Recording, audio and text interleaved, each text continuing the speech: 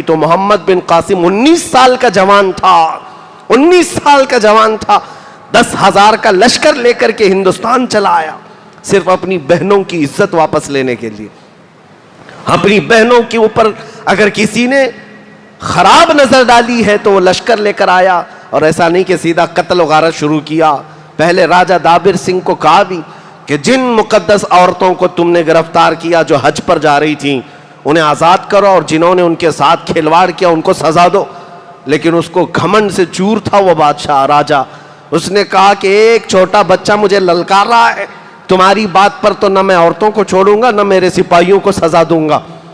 تو پھر محمد بن قاسم نے کہا چلو راجہ دابر سنگھ اس چھوٹے بچے سے اب مقابلے کے لیے تیار ہو جاؤ۔ 3 دن کی جنگ ہوئی تھی، یہ پہلی جنگ ہے۔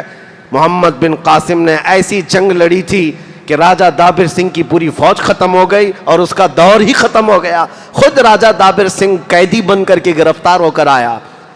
اتر آتے ہیں، آپ کو پتا ہے ہندوستان میں سب سے پہلی جنگ جو ہوئی ہے مسلمانوں کا جو دخول ہوا فوج کے ساتھ، وہ محمد بن قاسم کی فوج تھی۔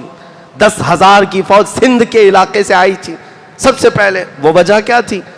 کیا یہاں لوٹ مار کرنے آئے تھے، لوگوں کو قتل کرنے آئے تھے؟ نہیں، راجہ دابر سنگھ جس نے چند مسلمان عورتوں کو، اس کے گنڈوں نے جو حج پر جا رہی تھیں عورتیں، ان عورتوں کو گرفتار کر کے ان کی عزت لوٹ کر کے ان کا مال لوٹ کر کے ان کو قیدی بنایا تھا۔ تو ان عورتوں کی طرف سے جو حالات دیکھا تھا، کسی نے جا کر خلیفہ وقت کے سامنے یہ بات بیان کی تھی، تو محمد بن قاسم 19 سال کا جوان تھا، 19 سال کا جوان تھا، 10,000 کا لشکر لے کر کے ہندوستان چلا آیا، صرف اپنی بہنوں کی عزت واپس لینے کے لیے۔ اپنی بہنوں کے اوپر اگر کسی نے خراب نظر ڈالی ہے تو وہ لشکر لے کر آیا، اور ایسا نہیں کہ سیدھا قتل و غارت شروع کیا۔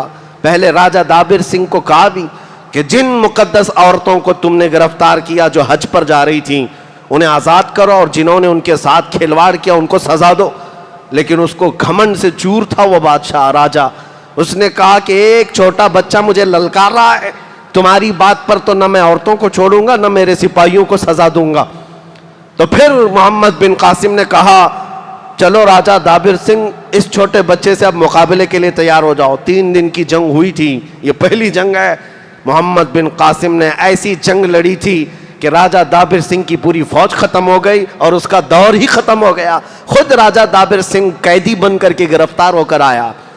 محمد بن قاسم کی یہ تاریخ آج بھی ہندو پنڈتوں کی طرف سے لکھی ہوئی تاریخ میں بھی موجود ہے، اور انہوں نے اقرار کیا کہ ایک نوجوان آیا تھا جو عورتوں کی عزت کے لیے عرب سے نکل کر کے یہاں آ گیا تھا، اور یہاں کے علاقے کے لوگوں نے اسے سلام بھی کیا اور اس کے عدل و مساوات کو اور اس کے انصاف کو سلام کیا تھا۔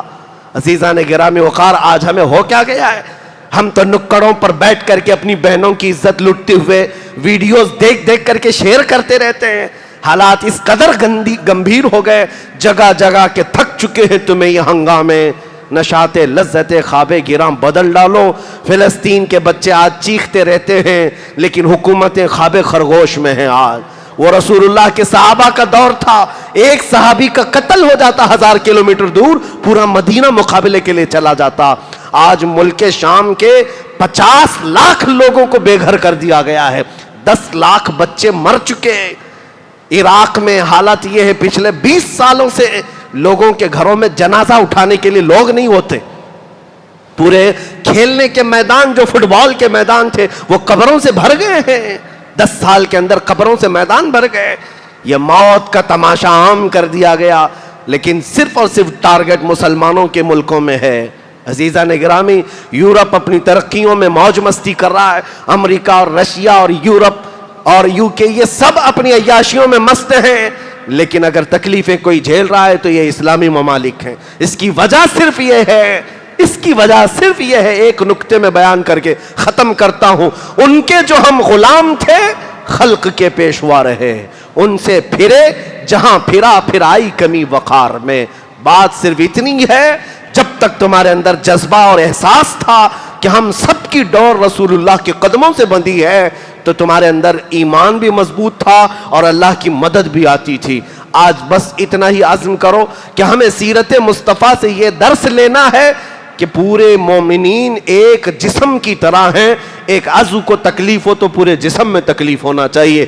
اللہ کریم امت مسلمہ پر رحم فرمائے، میرے آقا کی امت پر اللہ کرم فرمائے، ہمارا کھویا ہوا وقار اور ہماری کھوئی ہوئی عزت ہمیں واپس عطا فرمائے۔ مولا کریم تیرے حبیب پاک کی اس بھولی بھالی امت کو غیب سے تو اصلاح کرنے والا قائد عطا فرما، ہماری جماعت میں صلاح الدین پیدا فرما، ہماری جماعت میں خالد بن ولید کا جانشین عطا فرما، تیرے حبیب پاک کے سچے فدائی اور شہدائی ہمیں عطا فرما۔ وآخر دعوانا ان الحمدللہ رب العالمین۔ السلام علیکم۔